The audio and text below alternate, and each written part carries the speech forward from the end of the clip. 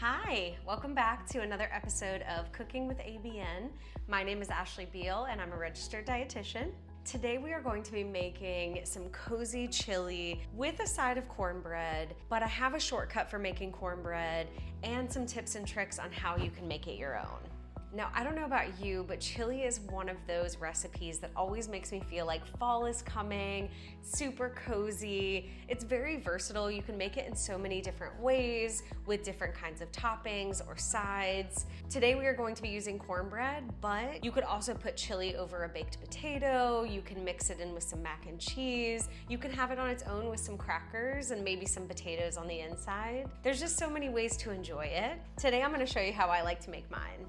For ingredients, we will need some kind of ground meat. I have ground beef today, so you could do that, or ground turkey. You could use a ground meat substitute or some beef crumbles, or you can leave this out altogether. You will need 1 bell pepper, 1 small onion or half of a large onion, a 15-ounce can of diced tomatoes, another 15-ounce can of kidney beans, an 8-ounce can of tomato sauce, about 1/3 cup of tomato paste. To season the chili, I often use a lot of seasonings that I already have in my kitchen. They're really good staple seasonings to have, so if you're building your collection of seasonings, you can always follow along with me, or you could also get one of those little packets of chili seasoning and use that instead. I will link that below along with the other ingredients. If you are using your own seasonings today with me, we are going to need chili powder, garlic powder, onion powder, paprika, some cumin, chipotle powder, and if you like a little bit of kick, I usually use a little bit of cayenne pepper. Then lastly, with whatever seasonings you are using, we will also need some salt and some ground pepper. If you are making the cornbread along with me today, you will also need an 8.5-ounce pack of Jiffy cornbread mix. For that mixture, you will need 1 egg and 1/3 cup of your milk of choice. You can stop here and just make regular cornbread muffins, which are great, or you could add in different flavors and ingredients. Today I'm gonna show you 2 different ways that I like to make my cornbread muffins. So I will also be adding some diced jalapeno. I usually get the diced version because if you've ever cut up a jalapeno before, you know that it's really tricky to get the spiciness off your hands. If you are using a regular jalapeno, just stay very far away from your eyes, maybe use a rubber glove or just some kind of protectant over the hand that is touching the jalapeno, or you can save all of that time and effort and just get regular diced jalapenos that are already diced for you. To those, I will do a honey and jalapeno version, and then I will also do a cheddar cheese and jalapeno version. I'm already using the cheese as a topping for my chili, so I figured why not use some of the leftovers with my cornbread. Along with cheddar cheese, this is also where you can get out any toppings that you like for your chili. One additional one that I have for us today is some sour cream. I feel like sour cream and chili is an excellent combination, so I will be topping mine off with that. For equipment today, I'm going to be cooking my chili in a Dutch oven. If you have one of these with a lid, great, or you could also just use a large soup pot as long as it has a lid. Next, you will need some kind of cutting board and a medium-sized knife to chop our bell pepper and onion, and a can opener for all of our canned goods that we're using today. If you are only making chili today, this is all the equipment you need, but if you are making the cornbread, we're also going to use a muffin tin and some oil spray just to kind of grease it up for the cornbread. And then you're gonna need some mixing bowls and a spoon or spatula to mix everything together. Like I said, I'm gonna be doing 2 different flavors of cornbread today. So I have 2 different types of bowls, a larger one to mix the mixing and a smaller one to separate the 2. To get started, we are going to preheat our oven to 400 degrees for the cornbread muffins. And I'm gonna go ahead and heat up my Dutch oven on low heat just to start to get it warm. Because Dutch oven is so much more thick than a regular soup pot, it can take a little while to fully heat up. So if you're using a soup pot, you can hold off on this for now. If you're using a Dutch oven, we'll go ahead and get that on the stove.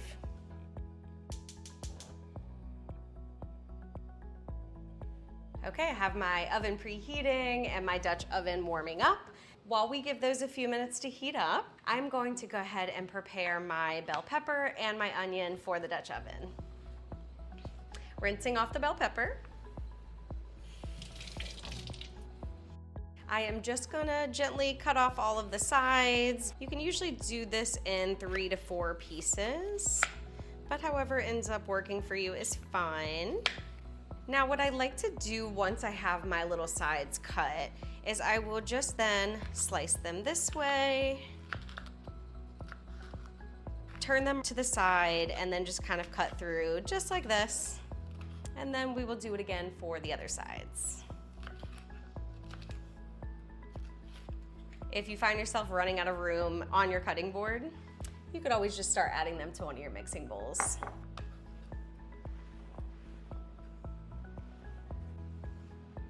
So again, my lengthwise pieces, turn them to the side and cut the other way, just to make little bite-sized chunks.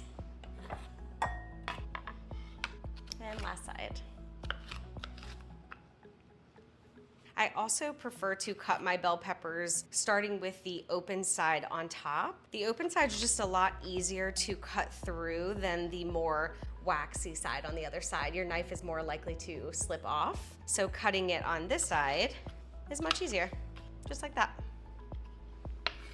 Then I'm gonna cut my onion.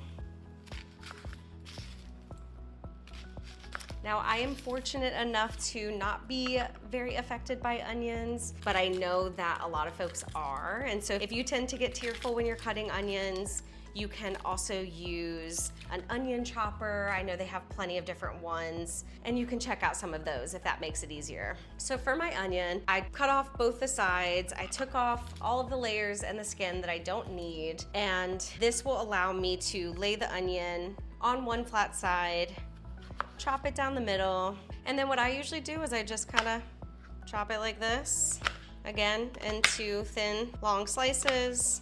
You don't have to get the sizing too perfect, and then I'll do like 1 or 2 chops down this way, just to have my bite-sized onion pieces. So very simple. Long way.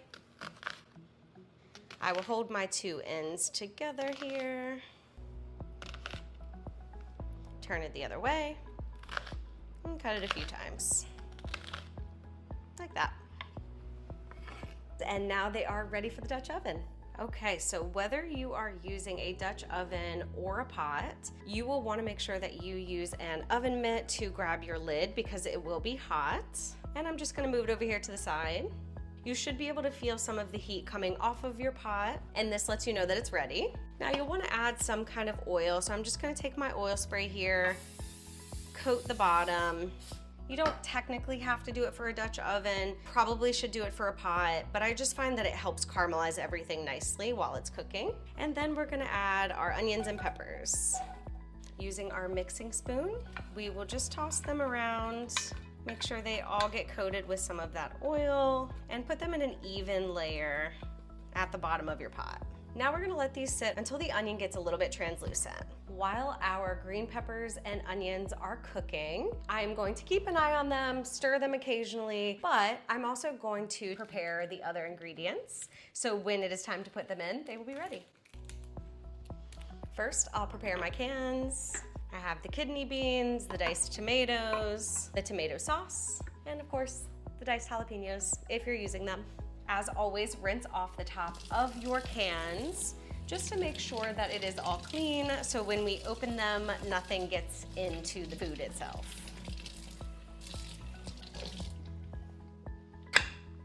For the diced tomatoes, we will leave them opened and in the can. You do not need to drain them. For the kidney beans, I am actually gonna use the lid over top just to drain them a little bit, and then I will also rinse them once or twice with some water, just to kind of rinse them off a little bit.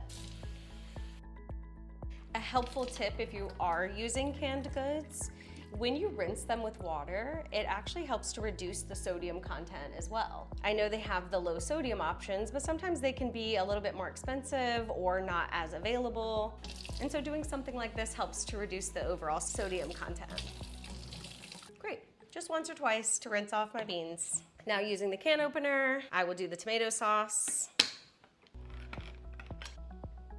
Being careful with the lid, and the jalapenos.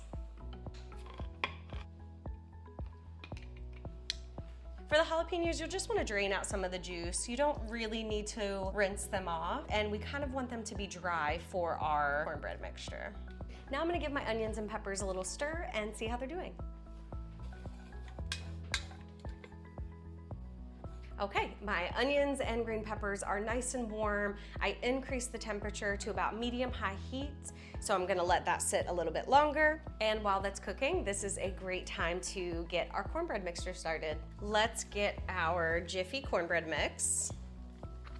These little packets are so nice to have on hand. I'll usually buy a couple of them at a time, so that way I can make cornbread as I need it.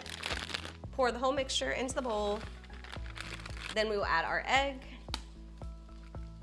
Give your onion and pepper mixture another toss.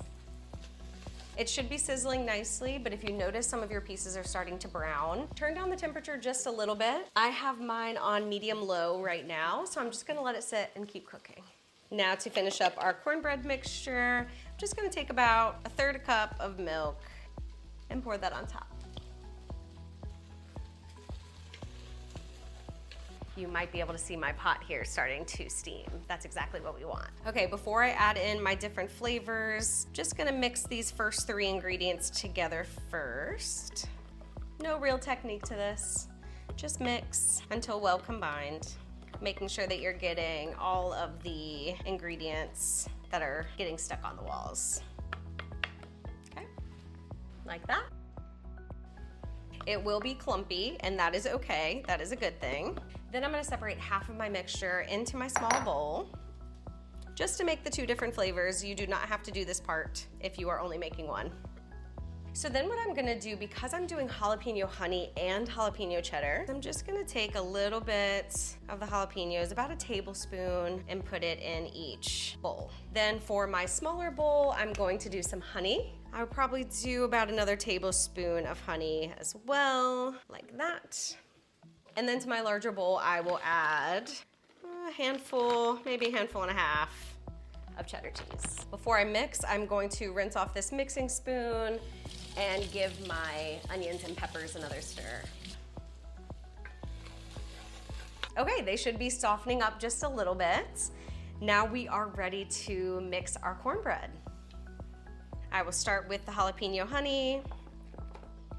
As you're mixing, if you want to add more of the toppings, you are welcome to. And now we'll do the jalapeno and cheddar. If you see that my jalapeno and cheddar is a little bit more thick than the jalapeno and honey, you can see that one's kind of moves a lot more quickly. I'm actually just gonna add a little bit more milk, just a little splash, just to make it a little bit more liquid. Maybe like that, maybe like an 1/8 of a cup. And then just mix that in there.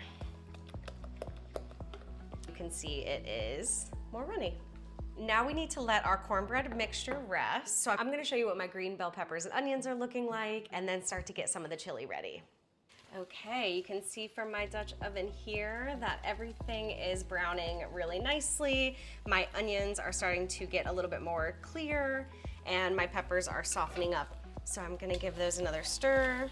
If you're starting to get a little bit of browning on the bottom of your cast iron, that's actually totally normal. From what I understand, anything that you cook in the Dutch oven actually flavors and seasons it. Okay, so now that they are nice and soft, it's been maybe about 10 to 15 minutes. I'm going to one by one add all of my seasonings in here. If you have the chili seasoning packet, you can go ahead and just sprinkle that on in. First, I'm gonna start with my chili powder. I'm gonna do 1.5 tablespoons of that. One thing I like about cooking over baking is that these things don't have to be exact. We'll give that a nice stir. Now I'm gonna do garlic powder. I'm going to do 1 tablespoon of that. Using my 1/2 tablespoon here, I'm gonna do about a tablespoon of garlic powder, and then another tablespoon of onion powder. Those a little stir. It'll start to get a little crummy, and that's okay because we're gonna be adding all the liquids to it in a minute. Next, I'm going to do my cumin. So this is another 1.5 tablespoons. So I'll be doing 3 of these 1/2 tablespoons.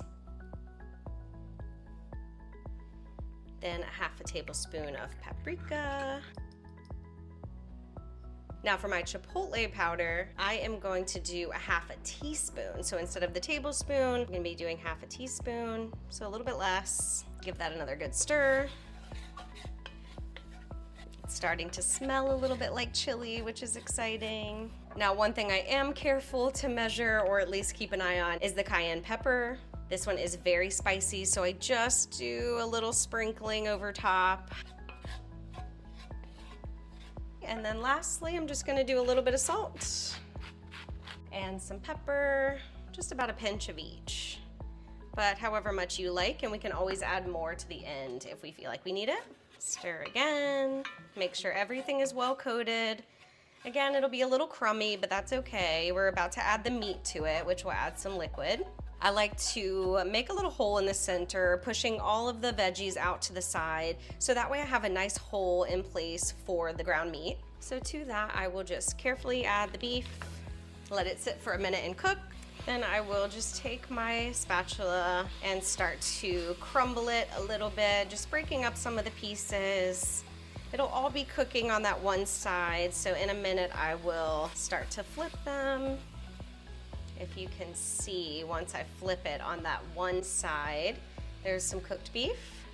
So I will just kind of keep doing that until it's pretty well browned. It will then have an opportunity to cook even further once we have the liquids added.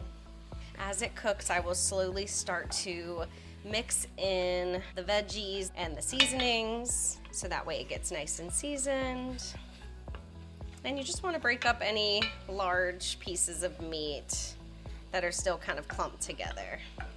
Okay, as I let this cook here, I'm going to get out my other ingredients. I will add in my 8-ounce can of tomato paste. Now, also using the same can, I'm just gonna fill it up with about 8 ounces of water and do the same with just water, like this. Then I'm gonna do my diced tomatoes. And lastly, about 3 ounces or 1/3 cup of tomato paste. Now I am going to mix all of this together. You can see it's starting to look a little bit more like chili. If your heat is not at medium-low, let's get it to medium-low. And then we're gonna let it simmer for about 15 minutes before we add the beans. Okay, I put my lid on my chili pot here while it simmers. I have my timer going for 15 minutes, so I will not forget. And now we are ready to get our cornbread muffins together.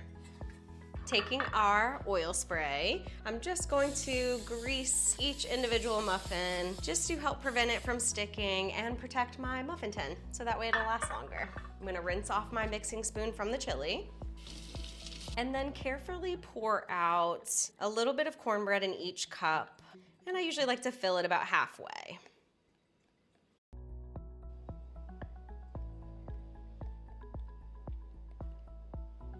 Then I will do my cheddar and jalapeno, again filling the muffin cups about halfway.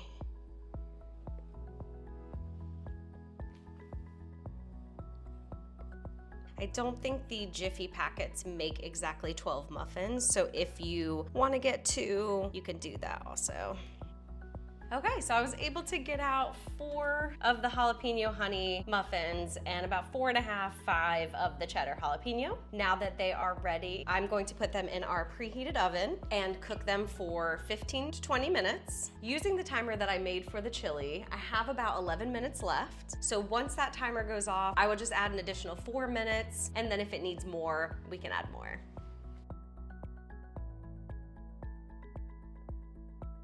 When that timer goes off, we'll add our beans to it, let it simmer a little bit longer until our corn muffins are done. In the meantime, as always, let's do a little bit of tidying. That way we'll have a clean working space when it's all ready.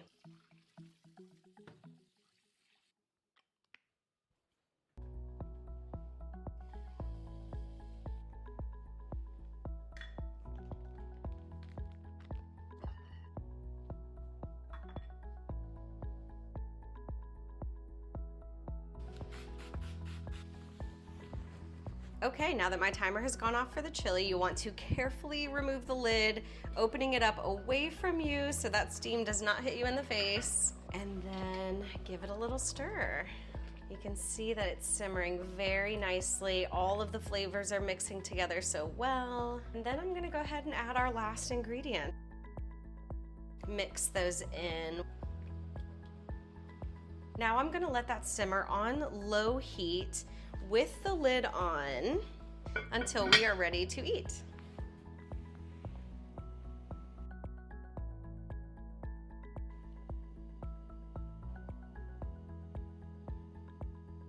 Okay, my cornbread muffins were done at the 15-minute mark. You can see that I used the toothpick test to make sure that they were cooked all the way through.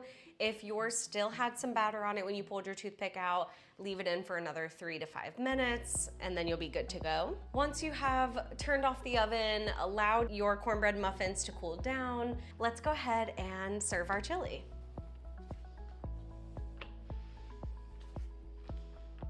Right, I have a bowl for my chili and a small plate for my cornbread muffins. You wanna grab some kind of serving spoon or soup ladle, remembering the lid is very hot.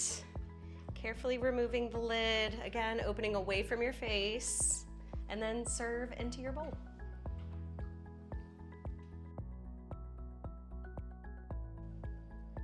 As I said before, I like to sprinkle a little bit of cheese on top of my chili. I love to do it when it's freshly served, super hot, so that way all my cheese melts. And then I'm also going to do a dollop of sour cream. If you don't like cheese or sour cream on your chili, you could also do crackers. I know avocado goes really well on chili, so you can kind of play around and see how you like yours. But if you followed along with me today, carefully remove your cornbread muffins. I'm gonna do a honey and jalapeno and a cheddar and jalapeno, because why not? Cornbread muffins are also great for like a quick and easy breakfast. You can have them with a little bit of butter, served with some eggs or yogurt for some protein. And they're just really easy and delicious. They're such a good option. For the best part, we will try some of our chili, and then I'm actually gonna dip one of my cornbreads into the chili, see how it turned out.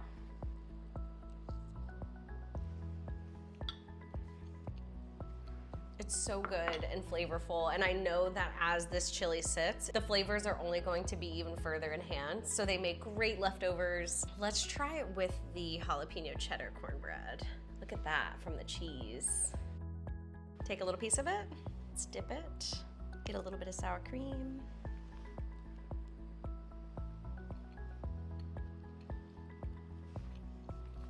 Yeah, the chili and cornbread combination is just elite. Yum. Oh, it's such a perfect combination and so cozy for this cooler weather that we've been getting lately. I'm so curious what you did with yours. Did you use any different combinations for the cornbread or the chili? Are you like me and you tend to like chili more in the cooler months, or do you like it year round? You are welcome to share some of your thoughts in the comments below. As always, I will link all of the equipment and the ingredients that I used today in the description, as well as some more information about me and some other videos you might be interested in checking out. But either way, thank you so much for being here with me today, and I will see you next time.